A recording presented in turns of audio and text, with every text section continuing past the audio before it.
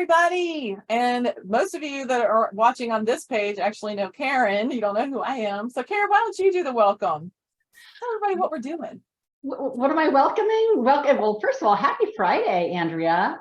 Yes, happy Friday to you too. Thank you. Our little Friday chat, rise and shine, even though it's the end of the day. But it's rise and shine, and I have my coffee. Do you have your coffee today? I do. I have my coffee. I have the same cup. I don't really drink a lot of coffee, but I just kind of drink the same cup and just heat it up throughout the day. So it seems like I'm drinking coffee all day. I definitely, I'm going to admit that I probably drink at least three, but this may or may not be my fourth cup of coffee. Oh, wow. Okay. I don't get that far. Yeah. Well, it's not that I need the caffeine. I certainly don't, but it's the warmth and I love the flavor. And I don't, an hour ago, I was complaining it was 55 degrees and overcast, and now it's sunny blue skies. It's still chilly out. So at least the sun's out, but nice. So maybe I don't need the coffee. But anyway, so here we are again. Yeah, I love doing little chats. This is our little Friday chats. What do we do this like once a month or so? And I love being invited to Karen's page to just have this conversation. She's the expert. We kind of banter back and forth about different things that we work together on. And Karen said that she wanted to talk to you guys about the 7 information management questions that every business owner must be able to answer. So if you own your own business or you're thinking about owning your own business, you want to watch this and engage in this conversation with us, because there are 7 information management questions. They may not apply so much to the solopreneur as it does to companies, or even just with 1 or 2 staff, one or more than you.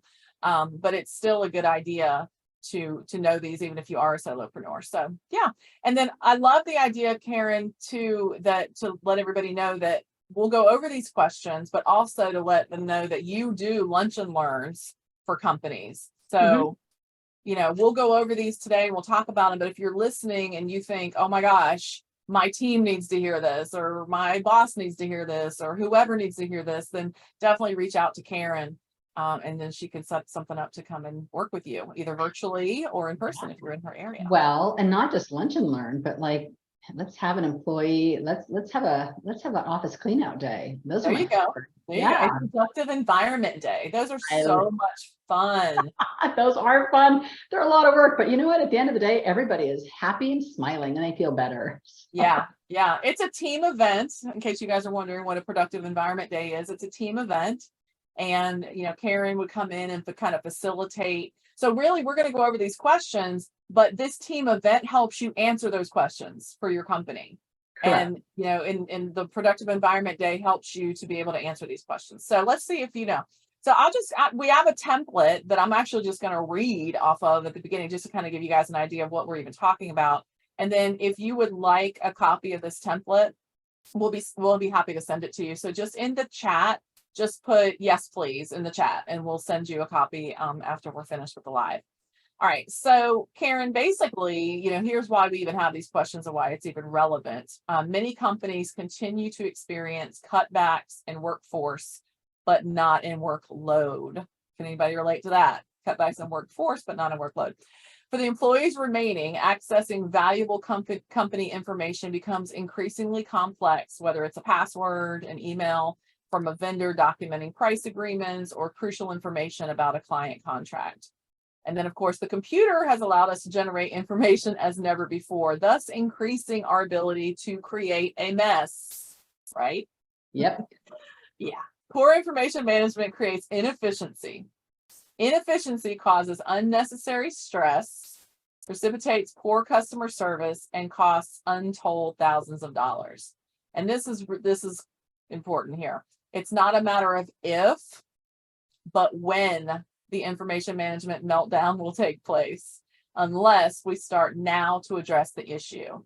The following are 7 critical questions to ask about the information, to address about the information in your business. So we're going to go through them. Karen's actually going to expand on them. So I'm just going to say what the question is. If you guys are taking notes, you can write it down, or like I said, just put yes, please in the chat and in the comments, and we will send you a copy of it.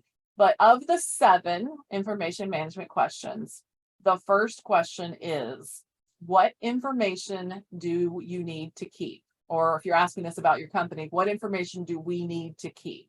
So Karen, you want to talk a little bit about that? Yes, I would love to. And, it really depends on the company's missions and goals and what business you're in. In my old life, I was in information asset management and protection. And so I saw companies in biotech keep documents for X number of years. Companies have different requirements of what they need to keep. And oftentimes employees keep everything. So it really, the overlooked question people need to ask is, what information can you create that would add value to the company? So it's not that they have to keep everything, but if an employee learns a new technique, such as how to create a new report for a particular software program, how-tos, perhaps company information at the onset of the company, company records, it really is, people just keep everything. You have to have a structure of what's important to the company's mission, the goals, and what it takes to get to those goals. And so oftentimes it could be, it's financial, it's research in biotech, it's research in documentation. There's regulations that are involved and, FDA requirements. So it really needs to start with a conversation at the high level about what's important. If something happens and our business goes down, what is it that we need to keep? And again, because a lot of companies don't have that in place, employees keep everything. Yeah, because they're afraid to throw it away. Yeah. They're afraid to throw it away. So start with the missions and goals, look at what the business is. Are there FDA requirements? Is it, are there legal requirements? Are there financial requirements to having this documentation? Or if it's maybe important to the company's history, do they want to preserve that as, the start of the company? Yeah.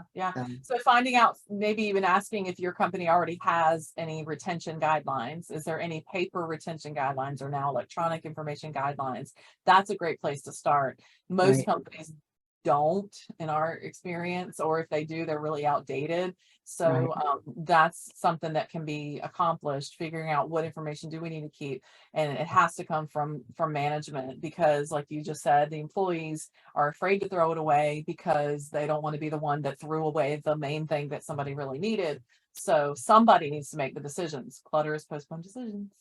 Clutter is postponed decisions. And it's really interesting. It's funny because I think every company has that one employee that's been there the longest, and they, kind of preserve that spot because they have the information in their head about how to do things. So when companies are putting together procedures, et cetera, pulling that information from the employee and putting it in a procedure, I mean, those things are really critical to a company's, to a company's survival, having that information written somewhere. So you're not relying on one person, that it is there, it's documented, and it's accessible at some point. That's right. That's very, very key. And then we touched on the second question. So the first question was, what information do we need to keep? The second is, in what form? So we talked a little, I mentioned physical paper and I mentioned electronics. So you want to talk a little bit about that? In what form, Karen? Right. And I think it really depends on, again, this is a decision that's made at, at the executive level, right? Or with input from the employees, whether it's going to be digital or paper. There is certainly nothing wrong with having information on paper, but again, it's going to be tied to the retention. If companies decide that they want to go digital, then, and I saw this a lot when companies coming and saying, we want to convert all of our paper to digital, which is a great idea and a great concept, but it's very, very cost prohibitive to go back and scan and index papers that people are no longer accessing. So it's okay to have old paper and then maybe going from today going forward, be digital. The thing is, though, you've got to, it boils down to how long are we going to retain it, where are we going to store it, and how are we going to access it, right? So there are companies that survive really well on only paper, companies that are really, surviving, well on digital. But most companies that I see are doing a combination of both, and then it's the old arms in the air. Like, do we scan everything? Do we save every document, or do we convert everything? So if companies are heavy in the paper going into digital, it's best to say, as of today, we're going to go digital from here, rather than trying to go back and scan stuff that they're never going to access. Yeah, exactly. The backlog. And then the other thing, just thinking, oh, we'll just scan everything. I mean, you're paying for those resources to scan stuff that you may not ever need or look at again. And you've got the principle of today's mail is tomorrow's pile. That's what you were just saying, like, don't look at the backlog, start here and go forward. Otherwise you'll never get done. You'll never get it done. And then the other principle is Hemphill's principle is if you don't know you have it or you can't find it, it is of no value to you. Right. So let's you do scan everything, but you don't have any naming conventions, or you Right. don't have any system inside your computer now. So you just took your paper mess and turned it into a digital mess. Right. And if you think about how much paper is generated, they say that the average company uses the equivalent of 10,000 sheets of paper per employee per year. 80% of that that's generated is never accessed again. So if you were to go back and try to have all that stuff scanned that nobody's accessing, scanned, there's the cost there. But to go back to the naming conventions, anybody can run through a stack of paper and scan it, but then it's the accessing and the indexing that takes forever to find. And I have talked to numerous office administrators who said, yeah, we paid somebody a temporary to come scan all this, and we have the scans, but all it says is like image.01. with no information. So who's going to go through that? Who's going to go through and open up each document and figure out what to name it? That was a complete waste of time. Right. And what we do with people with paper is we help them index. Right. Or so they know everything, and they can search their filing cabinet as easily as they can search on Google. But and then people say, well, I'll just scan everything. You still can't avoid that. You still have to create a name or have key item names or keywords so that you can find it. Google search and any kind of search is literally a finding system. Right. And you have to have a finding system. And if you just scan with no words, then it's a waste of time and money. Right. And it feels very overwhelming. But what we found is that those clients who have a really good findings, once we put a finding system in place for their paper, taking that same principle and that same, methodology is much easier to understand, digest, and implement on the electronic side. Yeah, absolutely. So let's review the two questions we've covered so far. What information do we need to keep? Number 2, in what form? And the next question is, for how long? Forever. Right. Like forever. Is there a purge date? Is it just forever? Right. So, right. And so again, this is the issue. Employees want to save everything because they're afraid to throw it away. So it always starts and that goes for not just the paper, but for email. I mean, we've got employees that have 60,000 emails in their inbox, and then the IT manager is saying, hey, you need to clear off some of this email. They don't even know where to begin because they've saved everything. Yeah. So, it really comes back down to having a retention policy. And, you can get a retention policy online. I mean, there's a lot of different guidelines, but it really, again, goes back to your business. What business are you in? How long do you have to keep it? And as long as a company has a retention policy that's reviewed and updated each year, and it may say, we destroy these documents after 3 years, we destroy these documents after 5 years, we destroy these documents after 7 years, and they're actually implementing and following that guideline. If they're audited and the auditor says, hey, we need this document, they can easily pull out their handy dandy retention guide and say, oh, we destroy those every 3 years. That's our decision. If there's no other requirement by the IRS or the government, they can set their own retention. So as long as they've got that retention as the foundation, the next step then is to make sure that employees, follow that retention program. And that's really where the office administrator comes in to make sure that it's being followed. And again, it is a lot of work, but if employees are organized and know where their documents are, we have a system where we can, the finding system makes it easy to access those files and be able to say,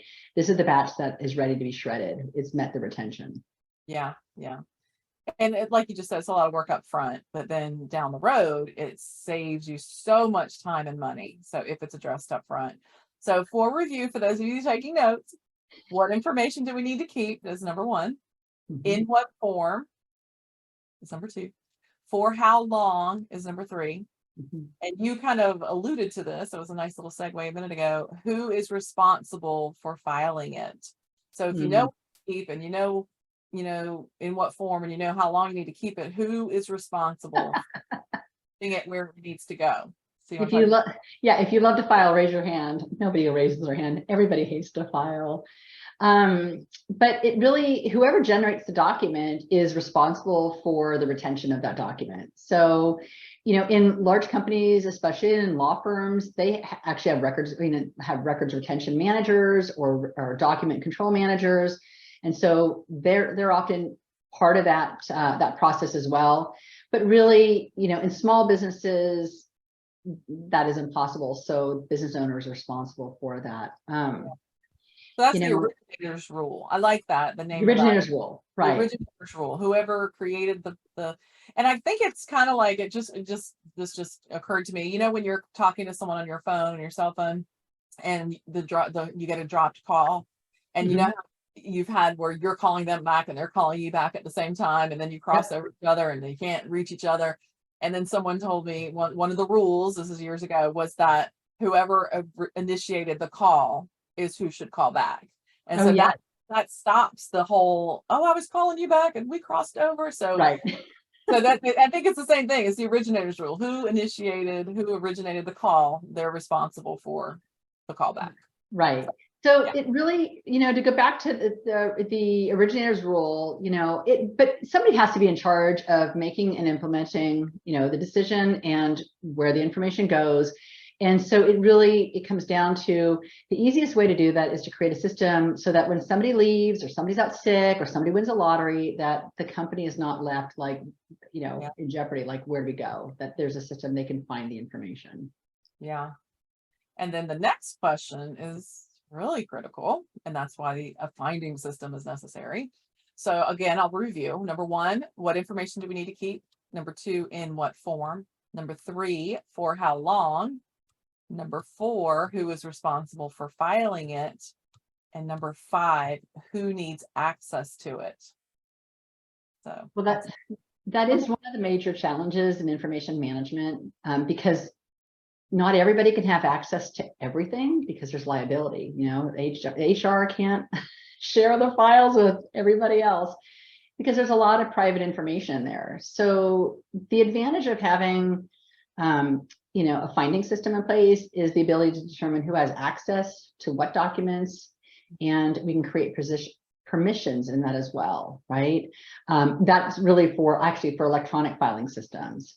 But in our system, I'm just trying to think of how, with paper, the way we're setting things up, if somebody were to get into HR, they would not be able to, they would have no idea what would be in those files. Yeah. There is on the paper side, there is definitely a layer of protection. Yeah, exactly. And even just finding it, like you said, somebody couldn't just come into your office, open a drawer and know exactly which file that they're looking for.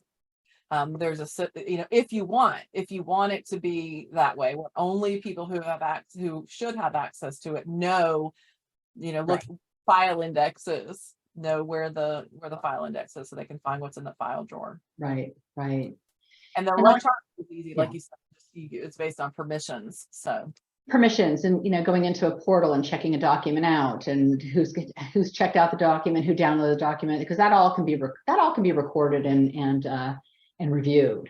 If they've got a portal. All right, so that's who needs access to it. That's number 5. Let me review. All right, for those of you taking notes, number 1, what information do you need to keep? Number 2, in what form? Number 3, for how long? Number 4, who is responsible for filing it? Number 5, who needs access to it? And number 6, the most important, how can you find it? How can you find it? Whether it's electronic or physical, how can you find it? Right. Well, I have to say that my favorite thing is when I ask a client for something, it's right here in this pile. I know which pile it is. It's in this pile on the right-hand side of my desk, or it's in the pile in the credenza behind me. So many people pile, but because they don't take the time to file. But there are three components to an effective filing system. Number one, file management. So that means, what documents are you filing? Are you filing receipts? Are you filing invoices? What are the documents that are going to be filed? Number two, the file mechanics. So how are the documents filed? Are they filed in batches? Are they filed individually? Are they filed by year? And number three, and this is really, really the most important, I think the most important thing, aside from being able to find it, is the file maintenance. And this is where it gets lost. This is where a lot of companies end up losing time and money, because especially if they're taking boxes of documents offsite for storage, file maintenance is basically, when can the documents be eliminated from either the network or physically shredded and disposed of. Mm-hmm. Yeah. Yeah, that's great. How can you find it? And we call that, one of my favorite terms for that is, if you have a team of people or a department or a company, having a centrally understood filing system, so that everybody knows kind of, with the productive environment day, the file clean out, going in and, getting rid of, making decisions and getting rid of stuff that you don't need to keep. And then what you do keep, how do you and everybody else in the company find it? And that's where you answer all these questions. Answering these questions helps you create that centrally understood filing system, aka finding system. The finding system. So number 7, I wonder, what we used to call this, you might not know this, Karen, we used to call this the 6 information management questions. Oh. After a lot of computer crashes through the years, number 7 was added. So yes. Anybody can guess what number 7 is. Number 1, what information do we need to keep? Number 2, in what form? Number 3, for how long? Number 5, who is responsible for filing it? Number 5, did I say that right? Who needs access to it? Number 6, how can you find it? And number 7, how is it backed up? Oh my goodness. And again, in my old life of information asset management, companies should, well, I shouldn't say should, I hate to use the word should, but most companies are either using backup to the cloud or backup tapes, right, for the electronic. And then companies would also take their paper documents, scan them, and put them offsite as well. Because again, California, we've had floods, we've had fires out on the East Coast, hurricanes. You don't have tornadoes, but hurricanes. Hurricanes. Yeah, you got the hurricanes. I know, because I was out there when a hurricane was just leaving or coming in. But no matter where you go in the country or in the world, look at Turkey. I mean, unfortunately, that happened, that big earthquake. So anything can happen. So the bottom line is to have a backup plan. So regardless of where that, of how you store it, whether it's paper or electronic, you just have to ask the management team, in case of disaster, what do we do? So, there are companies that will do restoration and, on some documents, but there's no guarantee it's going to be exactly the same. So, with paper, it may be saying these are the documents that we need to have a backup. I mean, these are the ones that are vital to get us up and running within 24 hours. That's usually the question asked. What do we need to be up and running, in the next 24 hours? And if you think about it, companies that they've got accounts receivable, the accounts payable, the client files, there's so much information. And smaller companies, a lot of that is on paper. So what is important? Where is it stored? And how's it backed up? Just have a plan. Yeah. Have a plan. Yep, exactly. And so that concludes the 7 information management questions. Let me read through them one more time. So you guys taking notes, make sure you got everything. Plus the repetition is helpful.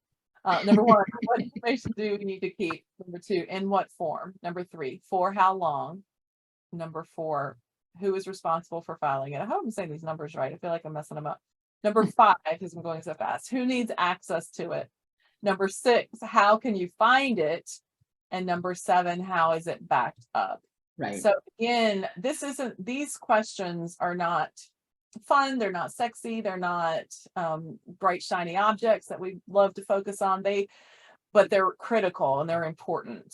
And it's not something that most companies will say, hey, we need to do a file clean out day and put together some retention documents. But they need it. It's so important. So that is one of the services that you offer, Karen, to companies, is the Productive Environment Day.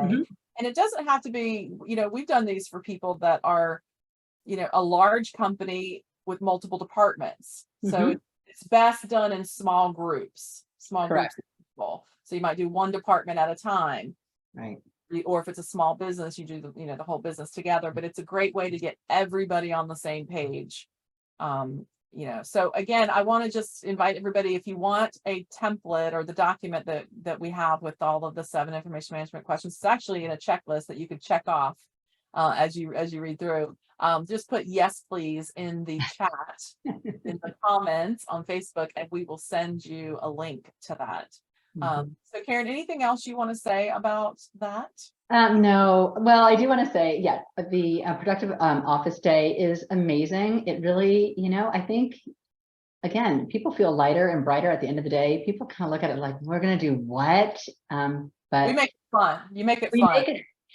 I like to think I make it fun, but it is fun. And it, I think the one thing that I always tell clients is that you get the sense of control. Like there's so much stuff that's weighing on you when you're working in your cube or in your office, and there's paper piled up, and you think, I can't get to that because I'm billable hours. I can't get to that because I'm working on a project and I've got a deadline. But with that day, everybody's been given permission to just focus on cleaning, organizing, and filing, and getting rid of the stuff that doesn't matter. And it is fun, and it's a great way to build some team spirit and some community as well in the office. So, absolutely. Yeah. Now, I also want to add, we'll also put a link in the chat when we get off of here to Karen's scorecard. She has a Productive Environment scorecard, and whether you are an individual business owner, or you have your own business alone, or you are in a company or whatever, if you'll fill out that scorecard, that'll get the conversation started with Karen, and then she can kind of guide you, because you may be watching this and you are a solopreneur, you don't have a team, and but you would like to be able to know the answers to these questions for yourself and for your own business. Then there's another program for you that's different from the Productive Environment Day. And it's called the Office Transformation. So it's it's one-on-one, it's your space, only you. And so Karen can direct you to some information about that as well. So it's just fun. Like, I know we might be nerds thinking it's fun to get organized and have all these systems nerds. But productivity is fun. And so if you're feeling you're feeling overwhelmed, or you've got piles of paper, or it takes you a while, if somebody's looking for something, it takes you a while to find it in your space, whether it be on your desk or on your desktop computer or on your laptop, whatever, it's consider it a gift to yourself to be able to get a handle on those things. And that's something Karen can help you with. So we will put all relevant links for you in the chat when we finish this call. But yeah, I love the 7 information management questions. And like I said, we'll send you guys put yes, please. If you want the template, we'll send you the checklist. Yeah, thank you. So much fun. I love spending Friday afternoon with you. Love Friday afternoon. So it's Super Bowl weekend. So we talked a little bit on our last call about it, and we were on a Zoom together with our team, and there was no enthusiasm about who's who or whatever. So, we'll just be entertained. The food, the drink, and the commercials. Exactly. Yep. It's crazy characters, I'm sure, depending on where you're going to be watching from. But okay, so if you're stayed with us to the end of this, put in the chat if you are watching the Super Bowl, if you've got a team. Do you have a dog in this fight? Like, who is your team? Put that in the chat as well. And just for fun. I'll venture out there and I'll say, is it Kansas City? I don't know. Yeah. Okay. I'll root for them. My husband would probably say no. No. I have no idea. So you guys, if you're listening and you feel strongly, tell us who's the team. We'll think of you while we're watching the game. So anyway, and we're gonna get together again. I think next month too. Yeah, absolutely. Okay, we'll get that information out there. So great. Thanks so much for your time. Great to see you. Of course, you too. Have a wonderful weekend, and we'll be in touch. All right, bye guys.